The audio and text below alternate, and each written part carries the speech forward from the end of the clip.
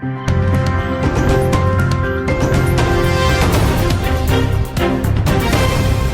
guys, welcome back to Daily Entertainment Bars right here on ODATGH TV. Please, if you are new here, kindly subscribe to this channel and also click on the bell icon right next to the subscribe button. And also don't forget to also drop your comment in the comment section below. Give this video a thumbs up and also share this video with your friends and loved ones.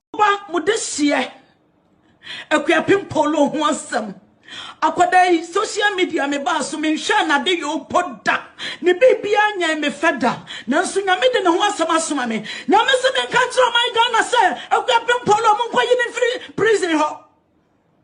Ebrade say me kan tro my Ghana o my Ghana asafo rade na kasai wa say mo kwayi akwapem polo o man panimfo mo kwayi rabane free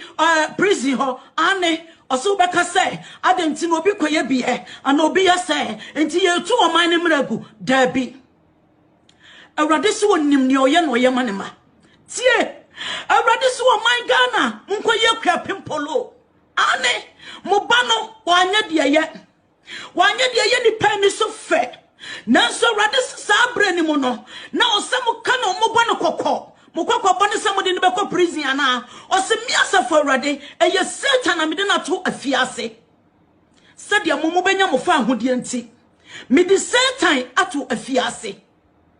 wose yo bonsam ye de to afiase ose akua pempolo wonkodi awu waye meda ana awrade so waye meda e friend opanya me nkonkuru so me mu wasem mu onyai me mu Ushamani amaswa efisa samne minim kwaya mefasoa ebeba bonten awrade say che kofo no so na mekere wo ampada adofo abusuafo ane akua pimpolo nya de ye wo man Ghana ha nanso awrade se sa abrayimu nanso samode ne kwato prison awrade say eni pensia na motena ase ena mo pensa kwala yinsemu emu ba akopɛ ena ka bi ma no ni aka nyina se ai wawrawra ne ho dodo o ha adwen wo man mu dodo hye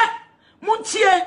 mo amotena se wo sonson mo amugu social media hona akua pimpolo makwa pamatia no samode ne beto adwan mu no onyame se wo de nsakasie mu ode ne ba mo so